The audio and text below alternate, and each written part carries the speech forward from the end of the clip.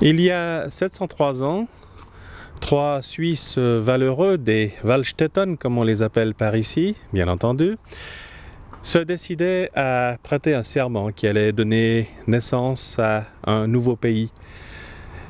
Ce pays qui allait se séparer des possessions de Rodolphe de Habsbourg, ça deviendrait par la suite ce que l'on connaît sous le nom de la Suisse. Il y a 180 ans, une autre poignée de valeureux citoyens décidait que Genève allait se trouver réunie à la Confédération. Et comme chaque année, le 1er août, c'est l'occasion de fêter cette alliance des trois confédérés. C'est la fête nationale, mais il a fallu attendre 703 ans, figurez-vous, pour que ce 1er août devienne un jour de congé officiel. L'an dernier, c'était un dimanche, c'était pas encore entré dans les mœurs. Cette année, il est vrai qu'un certain nombre de patrons d'entreprises font un petit peu la tête parce que c'est un jour qu'il va falloir payer comme tous les autres jours de congé officiels. C'est maintenant entré dans les mœurs. Mais, me direz-vous, le 1er août, ça se passe dans la campagne genevoise. Nous sommes ici dans un lieu bien précis. Je ne vous dirai pas où, mais si vous voulez nous téléphoner et reconnaître ce lieu, eh bien vous nous appelez au 796 36 43 pendant la durée de l'émission. Et si vous avez répondu juste, eh bien vous aurez droit à toute notre estime. Alors, panoramique, où sommes-nous ?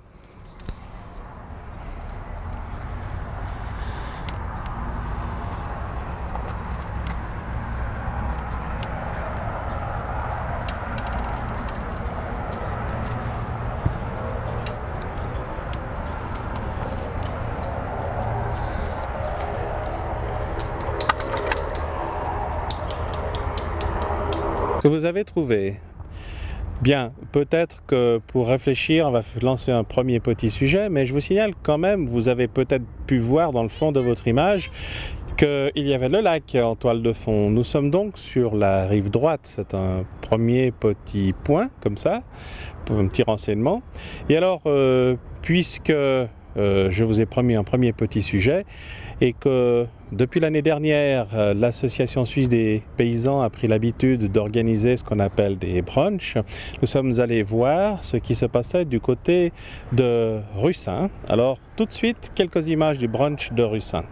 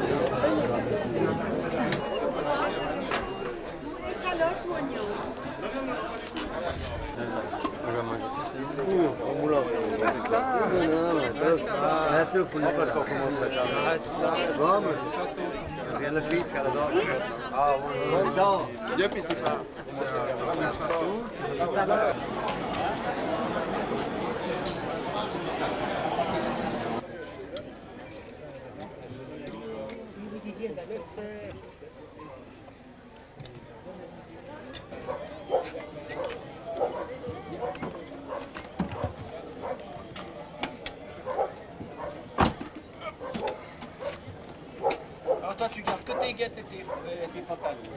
Tout le reste, moi je peux. Eh non, le bonnet.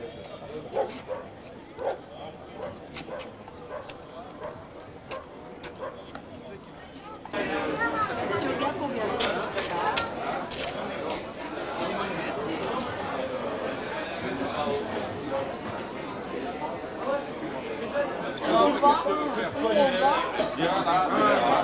mets ça sur le côté pour pas que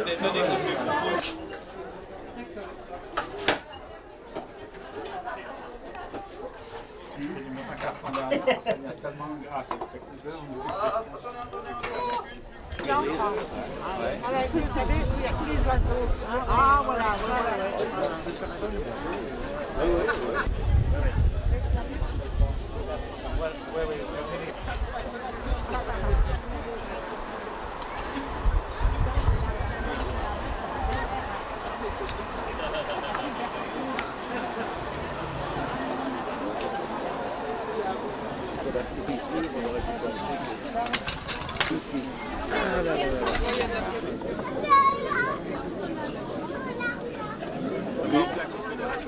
Le matin, on a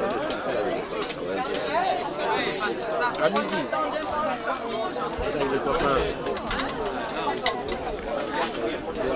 On fait des choses.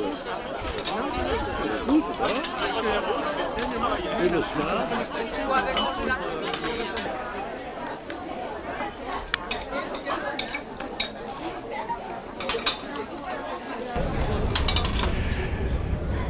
Est-ce que vous avez déjà trouvé, je vous rappelle notre numéro, le 796 36 43, rive droite, l'une des collines qui domine le lac Léman, on dirait le lac de Genève si on était cocardier, en cette période de 1er août ça tombe bien, que je vous dise que sur cette commune se trouve un foyer d'études théologiques qui rappelle le nom de la banque de réserve américaine. Peut-être que ça peut vous donner un petit indice.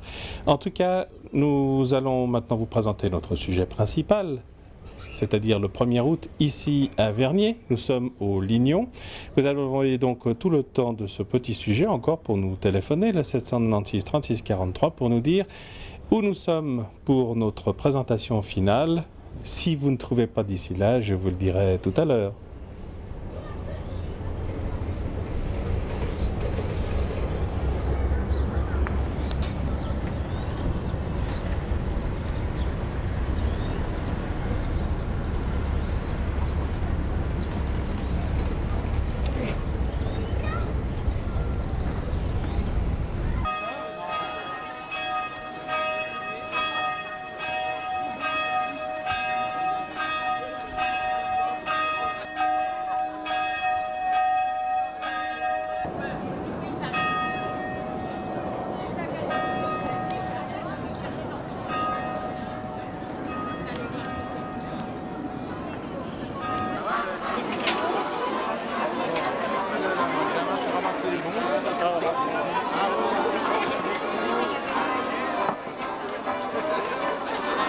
Non, ici, là. Ça s'arrête là. Ici, là, on n'a pas besoin.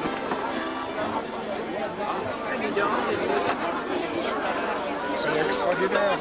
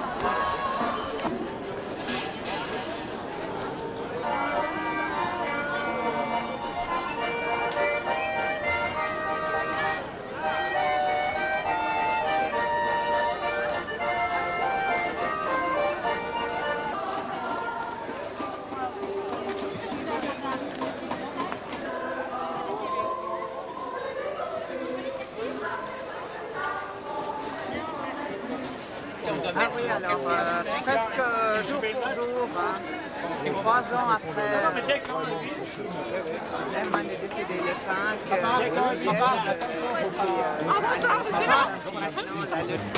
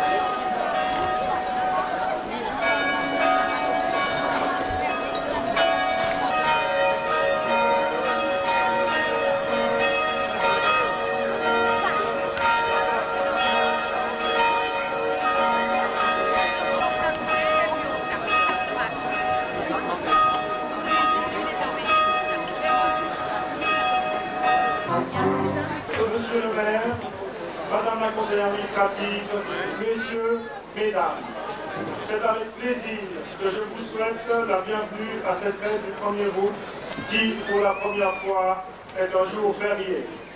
Cette fête n'aurait pu se dérouler sans la contribution des membres des sociétés locales qui sont à pied d'œuvre pour animer les divers stands de buvette, restauration, animation. Ils en sont remerciés. Remerciements également aux musiciens de la fanfare et aux chanteuses et chanteurs de l'écho Bernier et du groupe vocal de Dames du Lignon pour leur animation musicale de la fête. Remerciements également aux conseillers municipaux, mes collègues, aux sauveteurs, aux cimières, aux samaritaines et samaritains.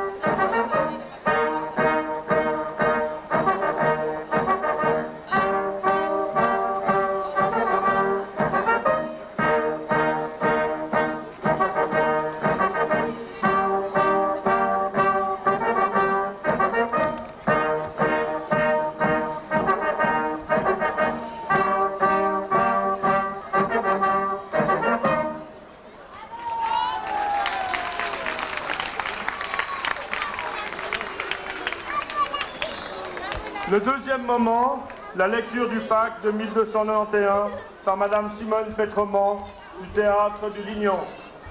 Tous les hommes d'Oury, de Schwytz et d'Ourderwald, conscients de la gravité des temps, désireux de nous accorder aide et protection, promettons et jurons de nous porter secours et conseil les uns aux autres, de nous soutenir de toutes nos forces et, s'il le faut, au prix de nos vies et de nos biens, contre quiconque nous ferait violence ou nous causerait du tort. Unanime, nous faisons aussi le serment de ne tolérer aucun juge étranger dans nos vallées, que personne n'attente à la vie ni au bien d'autrui. Quiconque se sera rendu coupable est tenu de faire réparation. Si une discorde vient à surgir entre les confédérés, les meilleurs d'entre nous se réuniront afin de rétablir la paix. Les engagements de ce pacte, conclus pour le bien de tous, devront, avec l'aide de Dieu, durer à perpétuité. Fait en l'an du Seigneur 1291, au début du mois d'août.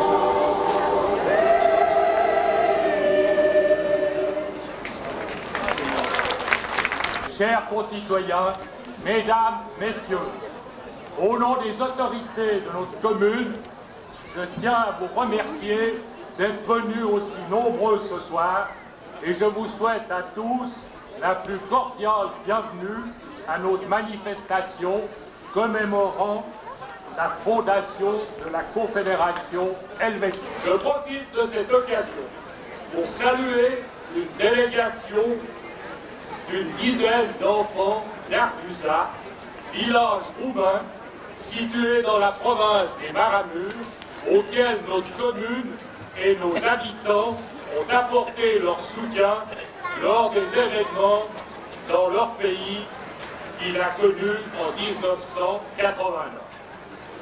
Je forme le vœu que la jeunesse d'aujourd'hui puisse donner à ce pays un gouvernement démocratique qui relèvera les défis et apportera à sa population ce dont elle a besoin. J'aimerais adresser également des remerciements aux sociétés communales qui prêtent leur concours à l'organisation de cette manifestation, aux personnes qui travaillent bénévolement, puisque le bénéfice intégral sera réparti entre les sociétés à but social de notre commune. C'est pourquoi, mesdames et messieurs, je vous incite à boire et à manger le plus possible. Ce soir, nous avons parmi nous un certain nombre de personnes qui ne sont pas originaires de notre pays. Je souhaite qu'elles comprennent le sens de notre fête nationale qui est empreinte de simplicité et de solidarité.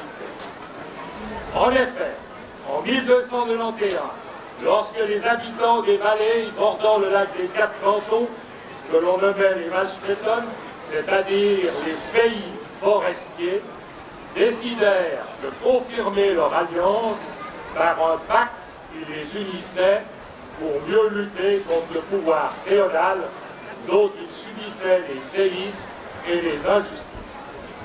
Ce pacte fut signé au début du mois d'août 1291 et il était basé sur l'esprit d'entraide et de solidarité. Qu'en reste-t-il de nos jours?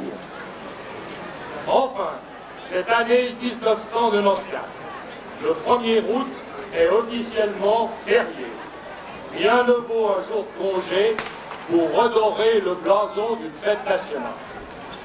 Mais à ce peuple laborieux, il faut d'autres raisons pour nourrir son bonheur. L'assurance d'un travail. Malgré les perspectives résolument optimistes à l'horizon de 1995 et les signes indéniables d'une reprise de l'économie helvétique, elle aura encore besoin d'un sérieux coup de fouet avant d'espérer de pouvoir sensiblement résorber le chômage qui reste préoccupant, particulièrement dans les cantons les plus touchés de Romandie. Chaque année étant dédiée à une personne ou à une institution, 1994 est l'année de la famille. Dans notre pays, nous pouvons dire que celle-ci n'est pas considérée à sa juste valeur, surtout lorsqu'on pense au statut de la femme au foyer et à l'assurance maternité. De plus, nous constatons que l'investissement des parents pour la société n'est pas reconnu suffisamment.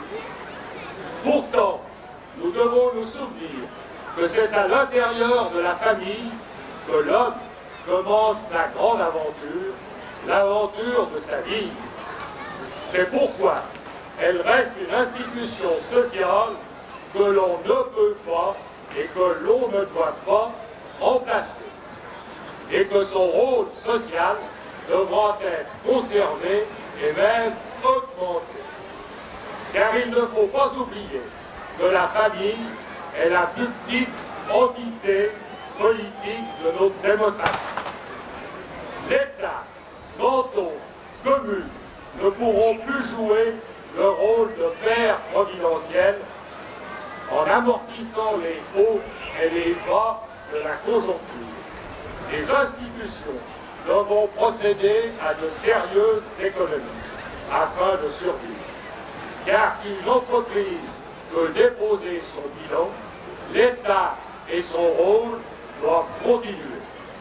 Au pied du mur, le citoyen doit réagir et se remettre en question. C'est pour cette raison que je souhaite que la famille puisse retrouver ses vraies valeurs, son rôle éducatif et qu'elle soit un épanouissement en elle-même pour ses membres, loin des tracas de notre société. La Suisse, qui fut le berceau de la Croix-Rouge, a une expérience et un passé magnifique à transmettre. En effet, la diversité de nos langues, de nos cultures et de nos religions ne nous sont pas faits pour faire une nation, mais une fédération d'États qui a décidé de vivre ensemble malgré toutes ces différences. Cela fonctionne bien depuis déjà un peu plus de 700 ans. Malgré les divergences qui ont surgi ces dernières années lors des scrutins fédéraux, et contrairement à certains, je suis convaincu que la Suisse a encore un rôle à jouer dans l'Europe et un rôle également à jouer dans le monde de demain. Merci.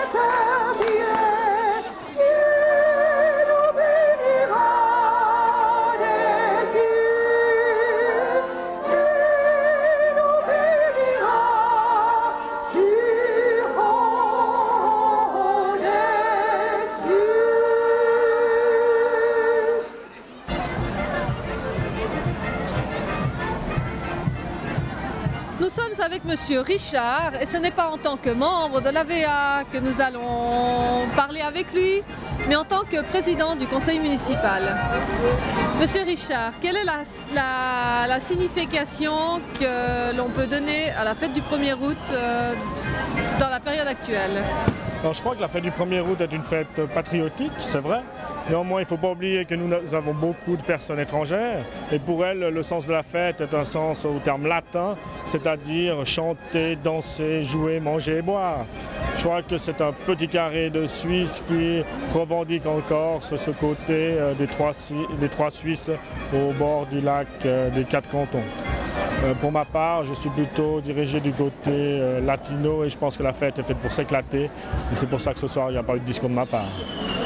Je crois que c'est un moment qui va être réjouissant, c'est un moment qui doit faire oublier, c'est un moment qu'on doit vivre pour l'instant et tout de suite, ici et maintenant, et non pas se préoccuper de soucis et de savoir ce qui est fait le lendemain.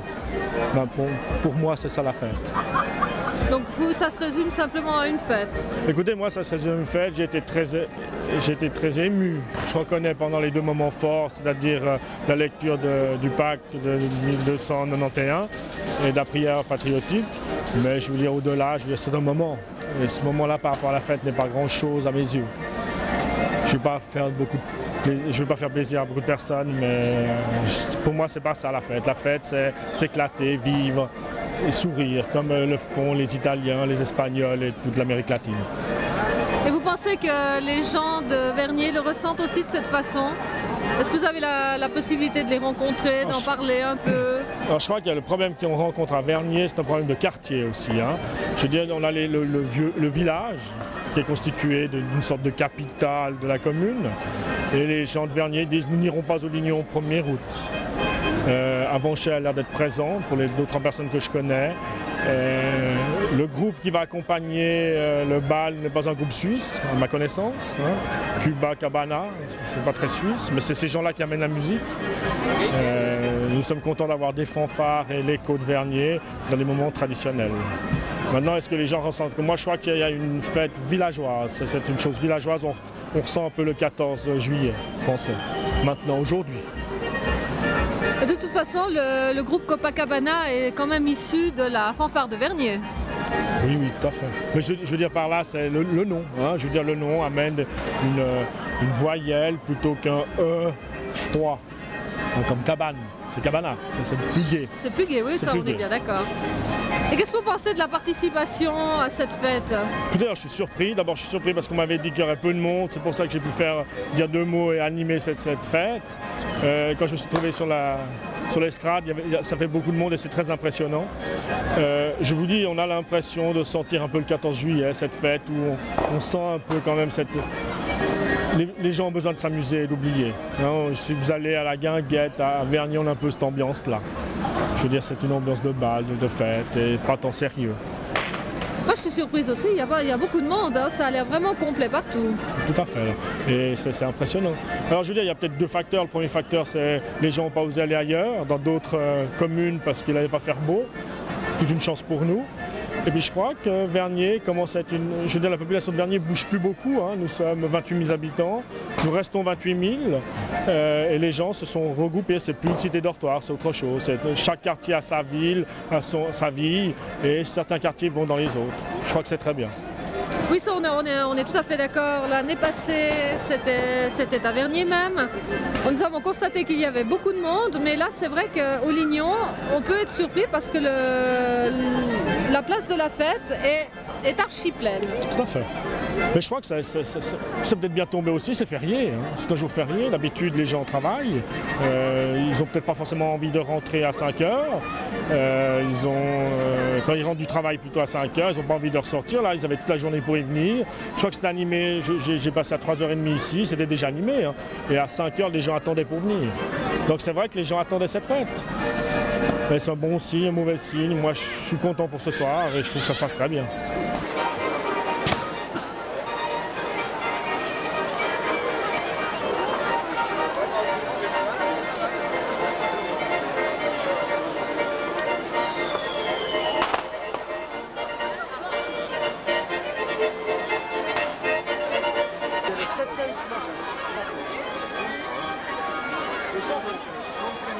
Dans votre discours de cette cérémonie patriotique, vous nous avez parlé des enfants d'Arduza. Or, vous êtes à l'origine de ce projet.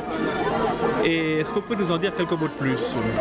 Oui, bien sûr. Donc, ce village a été adopté par la commune, donc à la suite des événements que Ceausescu avait préparés pour la démolition de ces villages.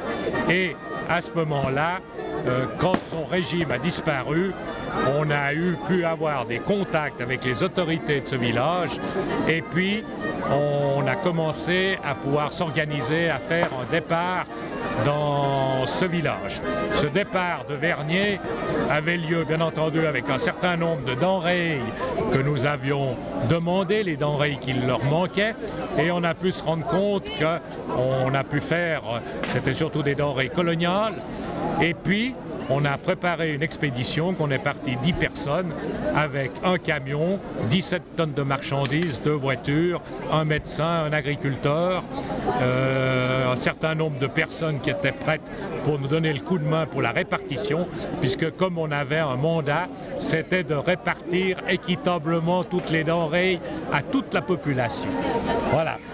C'était pour vous important d'en parler aujourd'hui, particulièrement? Oui, parce qu'il y a les enfants, il y a 10 enfants d'Arduza qui sont là, et ceci est venu quand j'ai été à l'école d'Arduza et qui m'ont reçu, ils m'ont chanté des chansons et j'ai dit on pourrait essayer de faire quelque chose, faire un échange d'enfants entre Arduza et Vernier, mais par contre jusqu'à maintenant devant la pauvreté d'Arduza, on n'a pas pu envoyer des enfants de Vernier là-bas, alors c'est toujours les enfants d'Arduza qui sont venus à Vernier. Mais je pense que là, c'est très bien de cette façon-là. Comme magistrat d'une commune qui est quand même, bon c'est vrai, pas spécialement pauvre, on sait très bien quels sont les problèmes financiers que peuvent avoir les communes suisses, mais par rapport, disons, à des contrées de ce genre, qu'est-ce que vous en retirez, vous, comme enseignement? Alors, on peut retirer un enseignement très important. Tout d'abord, c'est qu'on avait carrément, le régime Ceausescu avait carrément anéanti le ressort humain. Autrement dit, quand les gens se sont sentis libérés du joug de Ceausescu, c'est arrivé qu'ils n'avaient plus tellement l'envie de travailler. Et ceci, ça paraissait très bizarre. Et quand j'étais revenu de cette expédition en 1990, le 17 mars exactement, j'avais une soirée importante, j'ai dû y aller et on m'avait fait à peu près les mêmes réflexions que vous me faites aujourd'hui, les mêmes questions. Et là, j'avais pu leur dire qu'il faudrait à peu près 1 ou 2 générations pour que les gens réapprennent à travailler et réapprennent, disons, à s'organiser eux-mêmes. Ça, c'est un point les plus importants. Et j'ai été très choqué de voir à quel point on avait tué le système individualiste. Et alors vous nous disiez l'an dernier, lorsque nous avions assisté à une petite cérémonie pour ces enfants, qui vous avait accueilli lorsque vous êtes retourné avec des chants de notre pays. C'est exact, ils nous ont accueillis avec les chants, entre autres... m'échappe. C'est pas grave. Un chant de gosse. Alouette. Alouette, voilà, Alouette. Ouais, il l'a accueilli avec le chant de l'Alouette, effectivement. Et il savait très bien le français. Mais c'est pas une exception par le fait que faut pas oublier que la Roumanie est un pays latin de base. Et autrement dit, comme deuxième langue, ils apprennent le français. Un peu comme ça, bon, vous êtes maire cette année, M. Chillier. Est-ce que vous avez vécu une sorte d'explosion extraordinaire dans cette commune? Est-ce que vous avez, je sais pas, un enseignement à en tirer, je dirais, aussi bien à titre personnel qu'en tant que magistrat? Oui, bien sûr. Disons, ça fait 12 ans que je suis au conseil administratif, mais il ne faut pas oublier qu'auparavant, j'avais déjà fait 4 législatures au municipal. Et comme on se trouve ici, au Lignon, je vais vous raconter peut-être une petite anecdote. C'était quand il y a eu la construction du Lignon, forcément, en étant jeune conseiller municipal, on nous a parlé des tours de 90 mètres de hauteur, les tours que vous voyez là au fond. On était un peu surpris, effectivement. Et là, on avait demandé, une équipe de jeunes avait demandé de pouvoir essayer de se rendre compte la hauteur que représenteraient les tours avant d'être construites. Et là, on avait essayé d'avoir des échafaudages ou bien, c'était pas possible, les perches ne pouvaient pas monter à 90 mètres de haut. Alors, les architectes avaient trouvé de faire une espèce de palonnier guidé par des câbles et puis des ballons en hauteur pour nous montrer la hauteur exacte de la tour du Lignon. Malheureusement, chaque fois qu'il y a eu les essais, il y a eu la bise et ça a toujours été la tour de Pise, ça n'a jamais été la tour du Lignon. Elle était toujours en biais. Eh bien maintenant elles sont absolument verticales, etc. Et elles marquent effectivement, on peut dire, l'explosion des années 60-70. Oui, bien sûr, parce que le Lignon a quand même été, disons, une grosse entité de construction sur la commune, puisqu'il ne faut pas oublier que le Lignon, quand il a été construit, c'était basé sur 6 appartements par jour. Autrement dit, à la fin, chaque jour, au bout d'un certain temps, on devait mettre sur le marché 6 appartements. Et ça a été une réussite assez extraordinaire par le fait qu'on utilisait les moules qui étaient sur l'étage inférieur, on les posait à l'étage supérieur, on coulait, et puis 2 jours après, on les redéplaçait de la même façon. C'était, disons, au point de vue technique, une réalisation très importante. Pour la commune, ça a été aussi, disons, une grosse réalisation, puisqu'il a fallu créer tout ce que vous avez devant vous, les salles, il a fallu créer 2 écoles, puisqu'il y a 2 écoles dans le groupe. Et c'est une chose importante qui a coûté, disons, cher au point de vue investissement à la commune, mais ça fait déjà 25 ans. Le Lignon, c'est une chose, mais en fait, c'est la marque du début d'une expansion extraordinaire de la commune que vous avez vécue en tant que magistrat. Oui, effectivement, il y en a eu beaucoup d'autres réalisations. Il y a eu les libellules, Il y a eu également après, disons, tout ce qu'on appelle la Cité des Avonchais, vous devez bien connaître. Bien sûr. Hein. Alors, évidemment, cette Cité d'Avonchais est beaucoup plus récente, puisqu'on va fêter son 20e anniversaire. Elle n'a que 20 ans. Elle n'a que 20 ans, c'est juste. Non, mais il faut reconnaître, c'était l'explosion, parce qu'il y a eu encore passablement de constructions qui ont été faites dans certains points de la commune, moins importantes, mais qu'à force, si on en fait une dizaine, ça fait chiffre quand même de population assez impressionnant. 28 000, quelque chose comme ça. 28 400 et quelques. Ouais. On a baissé un petit peu depuis le départ des saisonniers. Disons que ça, c'est une constante. Mais cette évolution, finalement, elle débouche sur l'avenir. Qu'est-ce que vous voyez, vous, comme développement pour l'avenir de Vernier? Et peut-être, on pourrait rattacher ça à une autre question plus vaste. Comment est-ce que une grande commune du 21e siècle, disons, puisqu'on en est à 6 ans, comment est-ce qu'une grande commune du 21e siècle peut vivre la fête nationale et se référer à un 703e anniversaire de la Confédération, par exemple? Au sujet de la fête nationale, alors écoutez, j'ai appartenu pendant un certain temps à un système de caisse Raiffeisen, je ne sais pas si vous connaissez, oui. J'en ai été le président pendant 14 ans et je trouvais cette chose assez extraordinaire par le fait que chaque année, il y avait une assemblée déléguée à quelque part en Suisse et on se retrouvait aussi bien avec le montagnard d'Appenzell qu'avec celui qui se promène sur les quais d'Ascona. Hein. On trouvait un mélange qui était tout à fait le reflet de la Suisse.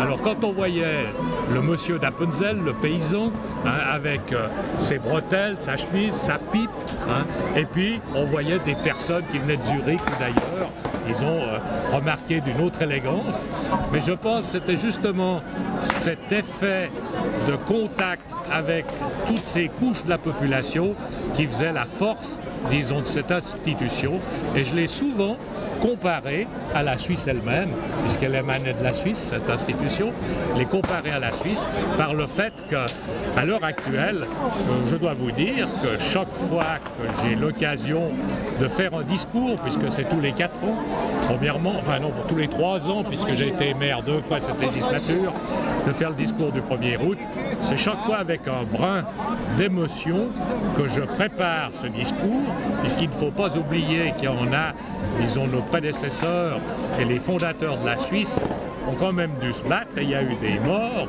pour pouvoir acquérir cette liberté. Et je pense qu'il faut quand même en tenir compte. Effectivement, il y a beaucoup de choses qui ont changé depuis, mais je pense que la base de la Suisse, et je l'ai répété ce soir, c'était surtout le fait de cette fête du 1er août qui est faite avec une simplicité et était basée sur la solidarité. Ça, c'est très important et c'est 2 mots qu'il ne faudra jamais, même dans le 21e, il ne faudra pas oublier. Pour vous, la solidarité, ce serait votre message? Oui, c'est un de mes grands messages, la solidarité, effectivement. Je trouve que c'est une très belle chose. Je trouve également que dans la solidarité, j'englobe, si vous voulez, le bénévolat, comme tous les membres des sociétés qui sont là ce soir et qui travaillent pour la collectivité, puisqu'ils travaillent pour les sociétés à but social de notre commune. Et je trouve qu'à l'heure actuelle, ça diminue un petit peu ce bénévolat et je le regrette. Et c'est un sentiment qu'il faudrait développer parce qu'il est de moins en moins présent dans nos sociétés un peu hyperactives. Oui, c'est exact. Il est de moins en moins présent, mais c'est pas peut-être la faute, disons, des citoyens ou des citoyennes. Je pense que c'est également la faute du rythme de la civilisation dans lequel nous vivons et qui prend les gens très rapidement et ne les laisse, disons, pas tellement de temps libre, malgré qu'on essaye de faire des automations, mais par contre on crée des nouvelles loisirs, on crée des nouvelles activités et à ce moment-là, les gens sont pris même plus qu'avant. On demande Monsieur le maire, je vous remercie. Le patron du Sporting du Lignon, le patron du Sporting...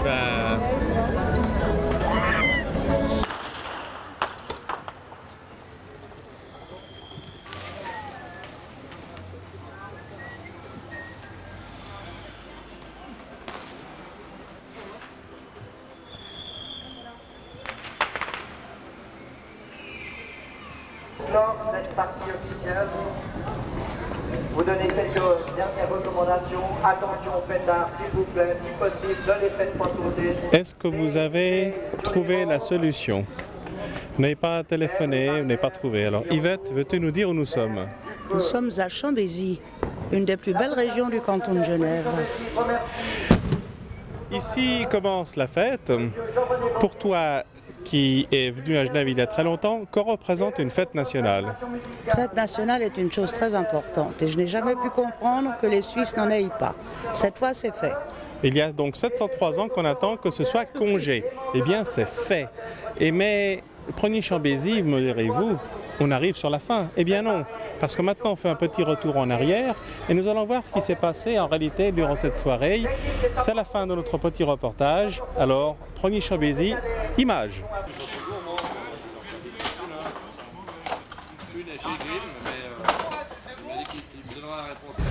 Mais un 1er août, en fait, s'il y a réjouissance populaire, il y a quand même tout d'abord toute une série d'équipes qui travaillent et qui s'en donnent à cœur joie pendant les heures qui précèdent la manifestation. Et c'est ce que j'appellerais l'envers du décor. C'est fabuleux. Tenez que les Grecs, alors il y a un livre qui faisait 100 mètres sur l'autre, qui faisait partie du troisième. Ça fait 9, mais les petits noirs. Dans l'air. On partait, on se séparait, il chauffe.